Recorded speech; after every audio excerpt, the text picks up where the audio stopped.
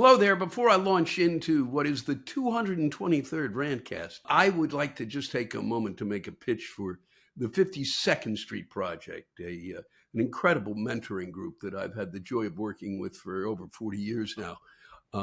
It was started by my good friend Willie Reale and has expanded over the years, and it does a remarkable job mentoring kids here in the Hell's Kitchen area. It's literally just up the street from me. And the project has grown over the years, and not just working with the kids in terms of plays, but go to the 5252 project.org, and there'll be something in the bottom, and you can see what they've been up to and get a sense of their history. And the reason I'm making a pitch is because the National Endowment for the Arts they went through whacking away at things and are even talking about, you'll hear me screaming about it in this upcoming episode, and hear me screaming about where money is actually going now. And that this group had been promised $20,000, and that money's been taken away. And that's a chunk of change. If you can see your way to giving, and I do mean whatever you can. It would be great, and they would deeply appreciate it, because it's just extraordinary how little is needed at times to make really great things happen, and how great the amount of money is that it takes to make little things happen. I hope you enjoy the Rantcast, and I hope it gives you an understanding of the importance of this $20,000 in light of where the big bucks are going. So thanks for tuning in. This could all go horribly wrong at any minute. Hello there, and welcome to the 223rd edition of Louis Black's Rantcast, entitled WTF. That's it. That's quite simply it. It's what the is going on, and am I gonna? Oh no, there's no need to say it. It permeates the air. It permeates everything. It's madness. It's first off, my Wizards, one of the worst teams in the history of basketball, and really just had one more win than Salt Lake City. They go into the NBA draft. You figure they've got a chance to get the kid from Duke, and or at least a pretty good pick, and they get sixth. They pick sixth. It's not even right. It's completely wrong. Cooper Flagg ends up in Dallas. I mean, come on. Seriously. And I'm supposed to, and I can't even, the conspiracy theories don't even help. I just think we're getting screwed again. That's all. Oh yeah, what were the chances? Let me find a Dallas who just lost their guy, Doncic, and so they get Cooper, they get him. We need somebody. We need any help we can get our hands on, okay? And meanwhile, Baltimore is spiraling, right? My Orioles, what's happening? Some people asked. I've been through the Rantcast stuff. What do I think's going on? I said it for a long time. Got no pitching, okay? You're depending on a team to score like two touchdowns worth of points. Because we're just screwed. We lost some of them through injury, but they didn't try to go out. They seem to know how to put together a team with offense and defense, but offense and defense, needs pitching. And these guys have been, last year they were struggling through the end of the year to kind of get through this, and now it seems like they're just tired out from last year. And who can blame them? What do we need to win this game? We need another 16 points. They've lost games by 16-2, 20-2, whatever. It's madness. Okay? I just need a little hope for the summer. And and between that and the Wizards just getting screwed, I'm sorry, NBA. You don't have this 14. Nobody does that. Okay? Well, we wanted to stop. Fuck you. You wanted to stop. So meanwhile, my team is shitty anyway. All right? Even doing what you're doing, my team is shitty. And I don't know how long it's going to take. Or maybe if the Wizards could just use the money instead of going after the players, maybe basketball players, go after some really good pitching and sell that pitching to Baltimore, so that at least there's at least that they have a chance. At least one of them has a chance. Okay, and I didn't really expect to start with them but I need some comfort. All right, because he's over in the boss. This is the past week. It's we're going to Saudi Arabia. We're going to Qatar or Qatar. Qatar is a permanent cold, I think. But Qatar, which I've been to, and which Kathleen noticeably points out in her act that we were over there, and they told us, "Oh, we have a base here. Don't tell anybody." And as Kathleen said, "Really, you're going to tell comics not to tell people that we've got a base there?" And we do. And the guy in charge there, it's just insane. They offer a $440 million plane to the boss, okay? And that he's going to keep it. Really, because he needs a big, beautiful plane. Everybody else has a big, beautiful plane. Everything is big and beautiful. He's big and beautiful. Not as big as he was before, but he's big and beautiful, boy, because he lost some weight and he's really very healthy. His doctor said, who needs to be investigated, but only because to say that he's in better shape, it's just beyond my comprehension. He lost weight. He actually lost height. It's stunning. So, but let's get out of that hole into the other one. $440 million because he needs a big, beautiful plane. Huh? Anybody home anywhere? There's no corruption there. They offer him that. Nobody says, you're not going to get it. Okay. Even the Republicans who've said, okay, you deserve everything you get. We should probably put you on Mount Rushmore. Even they were like, this is appalling. And it is. You don't have an offer like that. Why don't you ask instead of, because, you've got this thing. Why doesn't somebody in the press, okay, just one person, ask the Americans are supposed to suffer? What is it that you're sacrificing? Okay? What? You expect the Americans to sacrifice, the rest of the country to sacrifice? The Americans, he's not a part of it. And he's not, because he's in a whole other realm. He's in his own realm. It really just, and I can't even, I just get so, what, WTF? Huh? Really? Well, I need a big, beautiful plane. Everybody gets a big, beautiful plane. Look at the way they treat these people. Look at the way they treat the leaders of the world. I mean, they kowtow to him in order to get, him to give them something. And he's over there. Yep, take this. Here, have that. And according to what we're hearing, are the Saudis going to invest a gazillion or whatever it is in us? Let's see. If they do, great. So he pulled it off. He made a deal because that's what he likes to do. He likes to make deals. Deals need to be made. You got to make a deal or really nothing happens. And then Qatar offers the plane. Why didn't he instead say, you know what we could use the $440 million for? We're having some trouble with air traffic control throughout the entire country. We used to be the best, and we're not now. And we're using a system of computers that use floppy disks. And it's because the others who came before me, they were idiots. But now, and even though I didn't get it done while I was in office, but now I have this opportunity because I think that $440 million would help keep planes in the air. And we'll give all of you folks in Qatar some free airline tickets or whatever the fuck. Seriously, he needs a big fucking plane. We need to be able to fly, all right? Air Force One is fine. I was on Air Force Two. That was phenomenal, okay?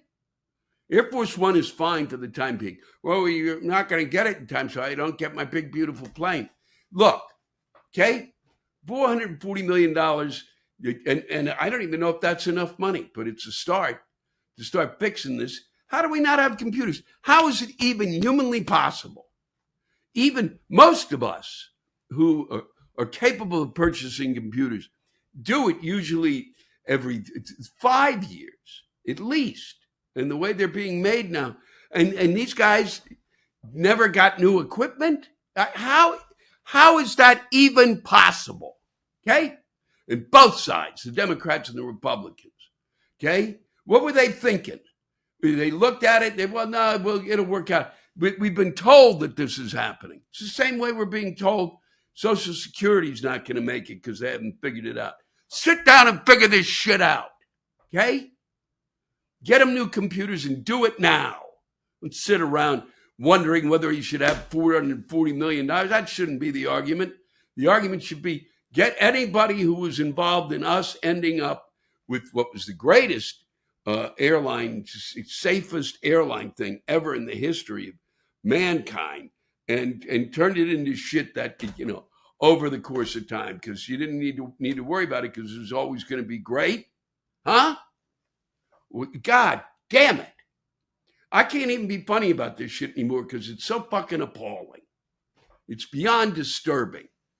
$440 million. And then I'm watching, they showed it too many times.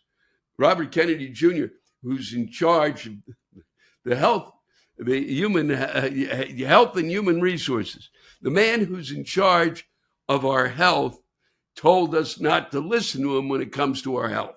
The man in charge, picked to be in charge of our health, said nobody should take his advice when it comes to our health. Well, that's right.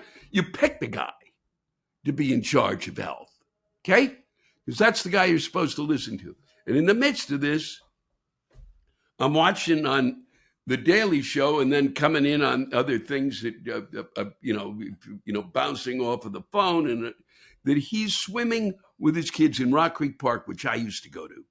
I used to play golf there, and I used to wander around there. Beautiful park, beautiful in Washington, D.C., just gorgeous. And he's swimming in what is essentially a sewer. He's swimming in sewage water, all right? It's an open sewer that is pounding this water out. Even I knew then you don't get into that water. You don't drink that water. You don't touch that water. And he's got his grandkids in there with him. And he's in charge of our health. And we shouldn't, he's not going to really say that kids should be vaccinated, for measles. Okay. He's waffling on this and telling us that, that autism is caused by vaccinations, and he's swimming in sewage with his grandchildren. Okay. What does it take? How do I rewrite that as funny when it is seriously funny that the man in charge of our health is swimming in sewage? And I didn't do it. I didn't do it because I was told as a kid, you don't go into polluted water, just polluted water, whatever, throwing garbage in the water. There was a big stream behind my house, a big creek, and we were told that you don't get in there, because you'll get polio. Okay, and he was asked whether he'd give his kids a polio vaccine, and he kind of went, because he was probably, it's just stupid. He was, I don't know if it's swimming in Rock Creek Park sewage, in the sewage there, before he was, before they were questioning him in Congress, or after. If it was before, then it would explain some of his answers. And that's really, it's just beyond belief. And the boss is, made the move. The Kennedy Center is not good enough. Not good. Not even close to good enough. No, we have to that's got to be straightened out. And so the Republicans in Congress, in this great new big beautiful bill, what WTF? What this big beautiful bill, big. They want to give him, even though they're trying to cut taxes, they want to give $270 million to the Kennedy Center to fix it up because it's a dump. I played there this year. All right? It wasn't a dump. It's fine. Okay, see, their budget generally for fixing shit up was $40 million. Give them $100 million. I don't care.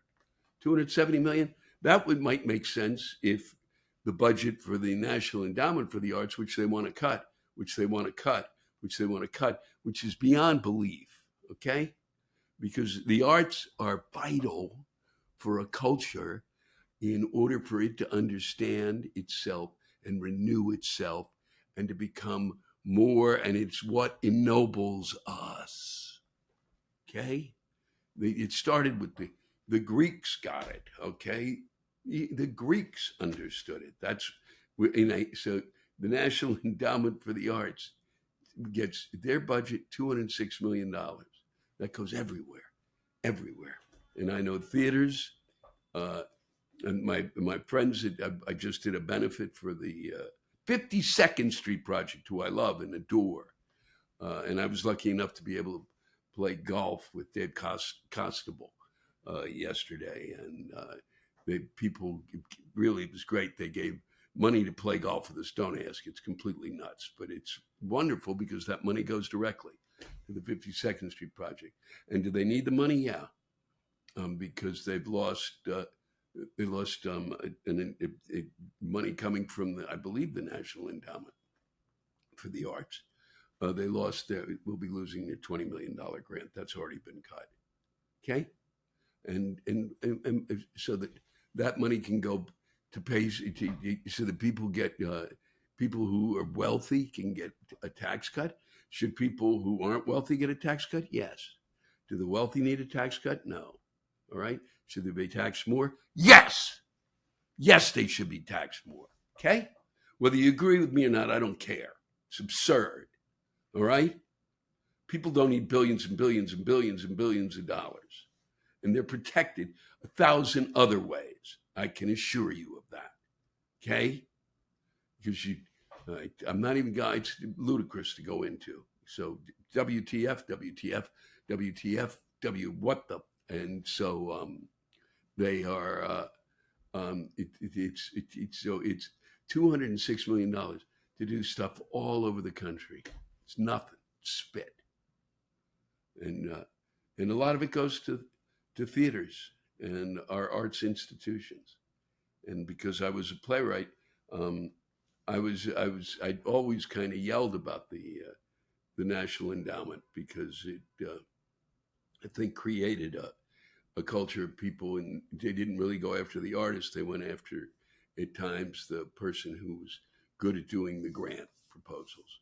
But the fact of the matter is that it's vital to keep these artistic institutions going now more than ever. Now more than ever. So enough is enough. Okay. What else have I got? Probably nothing. I'm already worn out. Oh, and he wants a big parade on his birthday. They're going to spend millions on that. Not going to spend money for a mentoring program 10 blocks from here that has done remarkable work. But let's be sure he can see those, let's honor him. Let him be honored seeing all of our military hardware. What the fuck? And that's all I got. I will be taking next week off because I'm going down to Chappell Hill and I'm going to try to get some stuff done down there. And I will be back again right after that. I get to go through, and I want to thank them for cataloging a lot of my work. And I'm going to sit down and go through it and enjoy the beginnings of the change in what I'm up to. And I'll begin to write more. Maybe that'll have an effect on this. Thanks again to all of you who send in your rants. We have some very, very good ones coming in. And I'm just going to say, I'm looking for more. Okay, Pete, I'm trying to get as many people as I can and do their rants. If something is pissing you off, I don't care what it is. But it can be about, the lantern flies that are coming into New York. I don't know if they're going anywhere else. Anything. Doesn't have to be long. It can just be, this is fucking me up and I'm sick of it. Because what the fuck? And that's it from here. I wish you a great week. Since I won't see you, I wish you a remarkable, wonderful Memorial Day weekend featuring all the fatty foods you ever dreamed of. I hope it's a beautiful day, unlike what is occurring now in terms of the weather, which might have to do with climate stuff, but let's not even go there. It's probably more due to the fact that the earth is flat, which is also making a comeback. I better get going now before I get nuts again. Thanks for spending your time with me and allowing me to go insane in front of you. It helps in its own special way. And your words help. And the fact that you let me read them is huge. So please get them out to me. And I will continue to read every single one of them. And some I will read aloud. And others I might show up in a book that I'm trying to put together of those rants. We'll see. Peeved by a recent rant. Your latest Rantcast was a novel experience because it just made me madder than ever. As my daughter's PhD offer at Chappell Hill fell through shortly after Doge cut NIH funding to research universities, I was simmering during most of the prelude to the rant. Not UNCCH's fault, University of North Carolina Chapel Hill's fault. Don't get me wrong. I know exactly who is to blame. Nevertheless, I simmered. My trigger was the barbecue rant. Fuck you, guy who speaks out of his ass on the subject of barbecue. Read some books, you hillbilly hipster. Okay, Eric, I'm glad you could share that. And I'm sorry, as I am for everybody whose research grants were cut because of NIH funding. NIH funding. I even cut it short. What I was saying, unbelievable to me, just fucking unbelievable. Cutting NIH funding, it's beyond disturbing. Okay. Well, I don't really want them to. What don't you want them to do? You cut it all? Did they cut it all? I think they did cut it all.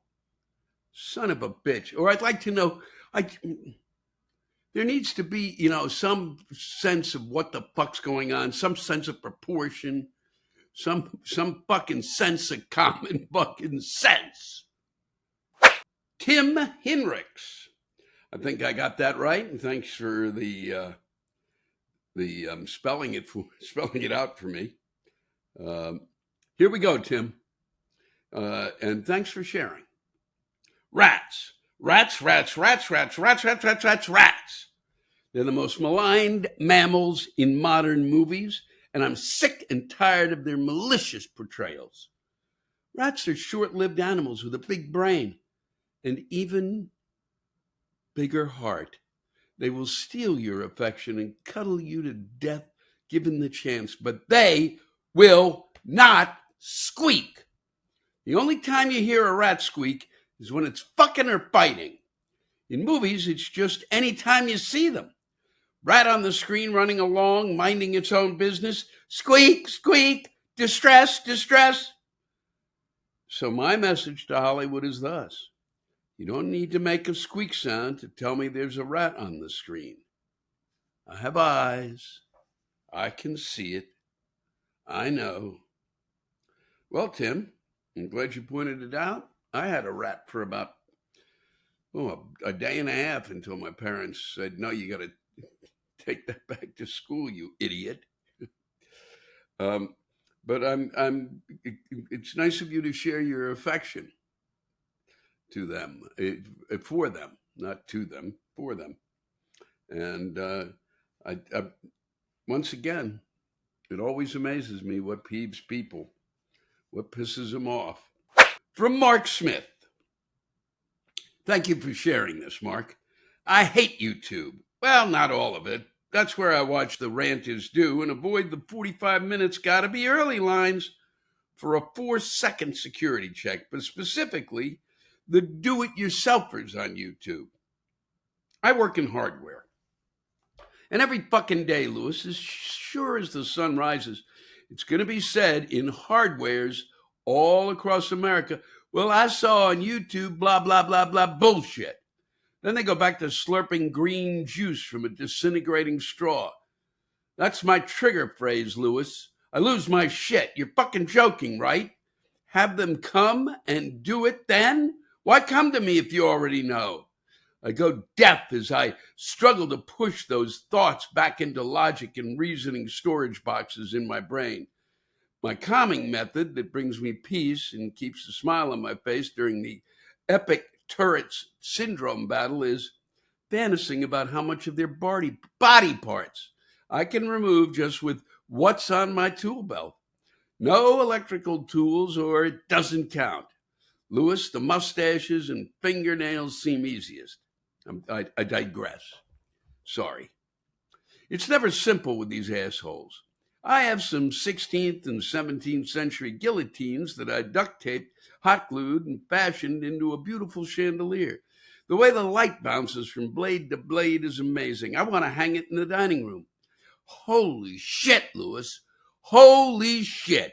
Even with the more common projects, these are the same people, the same fucks, with no grasp of scales, measurement units, or instruments, and as a result, no fucking answers. What type of wall are you trying to mount the TV on? I don't know. It looks like brick. It's painted. Can't I just use these screws? Are you shitting me? No, fucker. It's called drywall screws. Just to mind fuck everyone. Okay? New approach. Well, how heavy is the TV? Not heavy at all, like 5 pounds. Stop, you fuck. A 60-inch TV that weighs 5 pounds is an answer I expect from someone from the future or a toddler.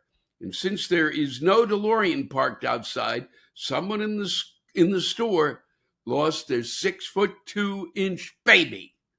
So the next time you do-it-yourselfers are at home watching Farty McBobo putting up floating shelves and think, fuck, great idea. My cat, Mr. Whiskers, would so love that man, so he can stalk and pounce on me from different heights in the house. Sit back down, you shit snake. Think again, think long and hard. Ask yourself, can I go to Starbucks and say, coffee me? Nope. You assholes know why? They are going to be follow-up questions, right? Like type, size, and sweeteners. So if you little weirdos can figure out that Latin or whatever the fuck shit scale those coffee drug dealers use with the same effort, Mr. Whiskers can have his shitty little perch. Hope he jumps and rips out that hole in your ear you call a piercing. Mark sent this in from Brooklyn. Thank you, Mark. Spun out a little here and there, and I don't know if it was me or you, but I think you were so pissed that happens sometimes. You call a piercing. Here we go, from Taylor Cruz. I remember watching you when I was about 13 years old. My mom used to argue with the cable company and get free packages. One of the ones they gave away were the stand-up comedy specials. You gave hope and joy to a child from a bad family. I grew up in Boston. I spent my time either working or watching my parents work in the family pizza store. We're Greek, which Louis C.K. describes as folks who don't have a dog in the race, and to that I agree. My father was a racist and a homophobe, partially for amusement, and partly due to his shoddy constitution. I'm 33 now, and it's been 20 years since I found how powerful ranting and raving can be. I did stand-up comedy in Boston. I sucked, but I had just enough awareness to conclude this wasn't where I was supposed to be. I was still a man then. Largely, I was trying to reverse engineer how my life had gotten so fucked up. And not just my life, but all the people I'd grown up with were past college age and were still being underpaid. These were the before times of 2015, 10 years ago. I'll cut to the chase. I had voted for Donald Trump more out of protest since Massachusetts goes blue. I figured we'd give him a shot because Hillary was really, Hillary. Speaking for myself, I realized within a few short months how utterly incompetent this guy was. And the anti-American stuff was really not funny to boot. I do pretty well now, in between popping hormones, drinking Starbucks, and shutting up just enough to remain employed. I work remote after having dropped out of 2 colleges. No degrees, no family or trust fund. So imagine my utter rage that just when I start to carve out something above a meager existence, against all odds, I may add, my father was a prolific piece of shit. This orange fucking dumpster fire managed to dazzle the fools, ensnare the minds of the insipid, start to take my country apart piece by piece. And these fucking idiots are cheering. Watching this happen to America feels so much like watching my family fall apart. Except now, I'm not just some child of immigrants who was probably half a fag. I may be a tranny, but I share a birthday with Benjamin Franklin. It was Benjamin Franklin's story and mythos that ensnared me when I was just a single-digit kid. How can a man come from a place like him, the runt of a huge litter with more mouths than hands, and yet come to be known by a child in a school hundreds of years later? That is the origin story for the light of hope the United States of America ignited within me. And I will be God fucking damned if these fucks will take what's given me more than a family. Life, liberty, happiness, my country. And I will be God fucking damned if these fucks will take what's given me more than family. Life, liberty, happiness, my country. Wow, Taylor, well put. And thank you for sharing that. And I hope the hormones and I hope everything's working out. And that you're getting through this. And I think Ben Franklin, I haven't heard that one people admire him, but the fact that he's the one who gave you hope, that's great, Taylor. I really mean, thanks for sharing that. I don't know how people find these people, but Patrick Austin did, and it seemed to be a big help, but not in the way she was supposed to be. Gia saves the day, or how an influencer saved me thousands of dollars in therapy. Like a lot of us getting older, I sometimes worry that mentally I may not be as quick as I once was, or in my case, just sliding spastically downhill into full-blown dementia. You and me both, brother, but thankfully for us, we have Gia Guidici to get us through any crisis of dysphoria or just social withdrawal. Gia does this not by giving us advice on which Amazon endorsed pieces of crap she would have us buy. No! She presents us with a young, fit graduate of Rutgers University verbal display of spurious advice, so bumbling one can hardly believe she is serious. Yet Gia is quite sincere in her simplistically delivered views of commodities and college life. As she prattles on, I feel less and less sorry for myself. And by the time the 28 minutes or so is up, I'm feeling like I may just be the smartest human being to ever live. The more this millionaire feckless dullard speaks, the more my dazzling intellect and self-image become. Gia is there anytime we need her. All that is required is a subscription and a desire to make her even richer. So when you're feeling like a demented halfwit, just click on her link. Gia can save your day too.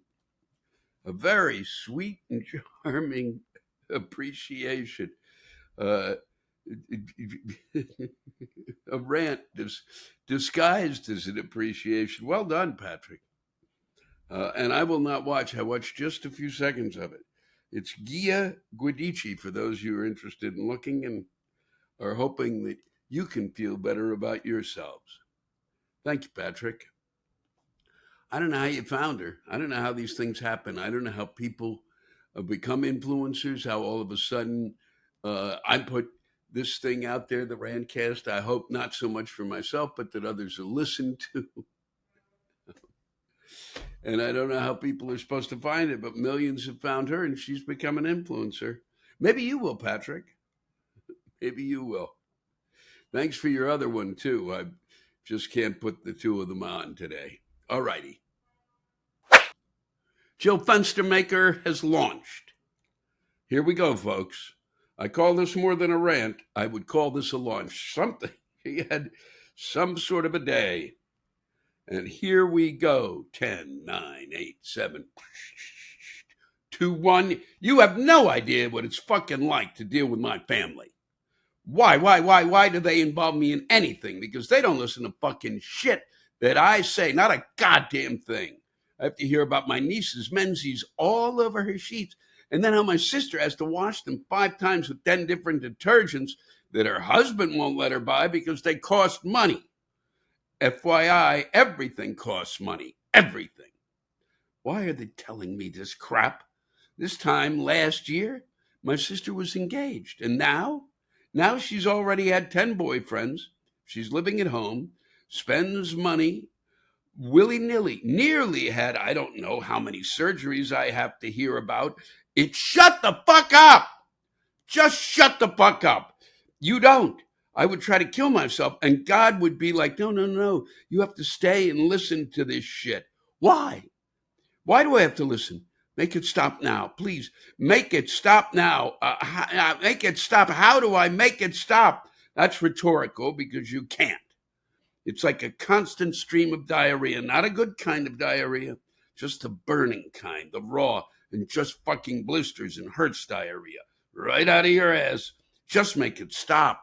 Shut the fuck up. And is it a bargain? Is it a bargain if you buy yogurt for 25 cents a carton, but it expires in one day? Who can eat 20 peach yogurt in one fucking day, huh? And why do you keep telling me about it? Why? Stop. Stop telling me about yogurt and poop and your daughter's period. Shut the fuck up. Why does she think I even care? And why am I even asking? Why am I even saying it? Because nothing, not Jesus Christ, could come down off the cross and she wouldn't shut up. She wouldn't shut the fuck up for Jesus Christ.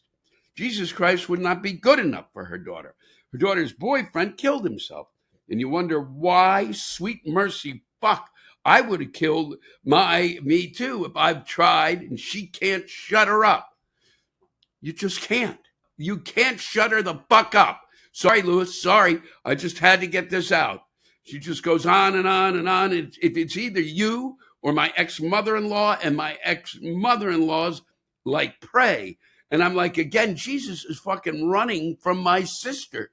Jesus, God, and the Holy Spirit, they are running from my fucking family. She wouldn't shut the fuck up for Jesus Christ. And it's not over yet. No. My adult niece, Emily, I think, no, I know her ex-fiance.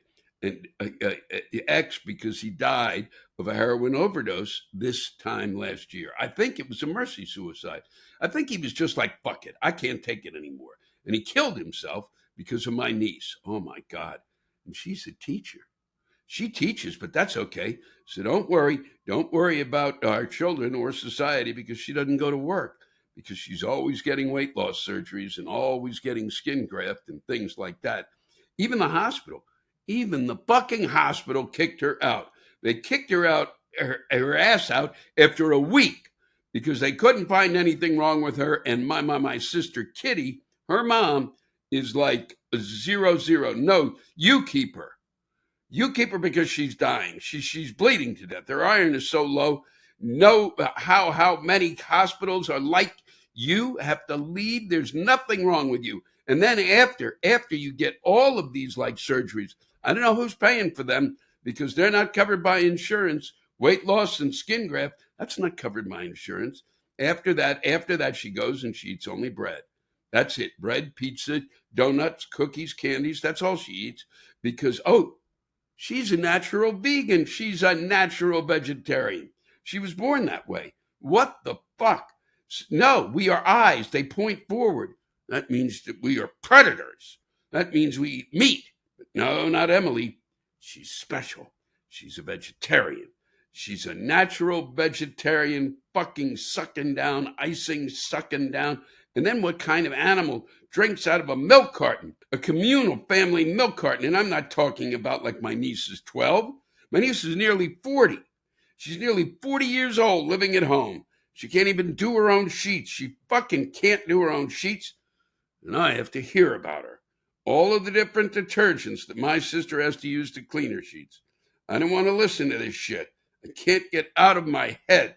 Fucking make it stop. Just kill me. Kill me. Kill me. Just death. Just pure silence. Pure death would be better. Do this fucking shit. Okay? Do this fucking shit. I just thought it was well worth it. I mean, that was just a complete snap. That is a complete snap. That is a snappy snap. The rubber band just finally went, good. Couldn't take it anymore. Thank you, Jill. I'm sorry that you had to go through all that, but wow. And then it ends with, and then it goes on. I could even read this. Cutter, where's the fucking you? And I went to the same college as the allegedly Pope-killing Vice President J.D. Vance and posthumously serial killer Jeffrey Dahmer, R.I.P. Again, where's the you? This is the most basic of basic English grammar. Maybe Cutter couldn't afford to buy the U from Ryan Seacrest because Cutter didn't have enough cash after they brought Trump a spanking new luxury plane. That's bullshit. The Tangerine Blimp apologizing to all the tangerines across the world. Meanwhile, back at his day job, Trump watches Escape from Alcatraz on PBS. Oh, cut the PBS funding and shits out that underwhelming distraction so nobody notices Trump taking a dump on America. And children all over the world no longer going to receive the most basic assistance needed for food, clothing, and medicine. Trump is the human equivalent of COVID, and the United States is the monkey he fucked up the ass with no lube in his small, tiny, small, insignificant penis. SNAP benefits will be cut as well, as Medicaid and Medicare will be cut. We, the American public, the 99%, have already paid for upfront with taxes on everything. I'm Catholic. But I have to say, if there's a hell, Donald Trump is torpedoing straight for that fiery resort, maybe on that plane. I have to say, though, I really don't know if he has a soul. And then when we go back to the U, why is this obviously ignorant country giving him a plane? I question their reason. I question them. I question the whole fucking thing. Take care and peace. I really don't know where any of that goes and in what order. Thanks to all of you for listening to my Rantcast. If you have a rant you want to get off your chest, send it in to me at lewisblack.com/live. You can think of it as therapy or whatever you want to think of it as. Just let it rip. And I want to thank the true stars of our show, the ranters, and the splendid rants they gave us. Lewis Black's Rantcast was created and hosted by me. Lewis Black. Our live rant audio was produced by James Salter. Our theme song by Chris Lane. Executive producer, Ben Brewer. Executive producers, Matt Kleinschmidt and Robert Kelly.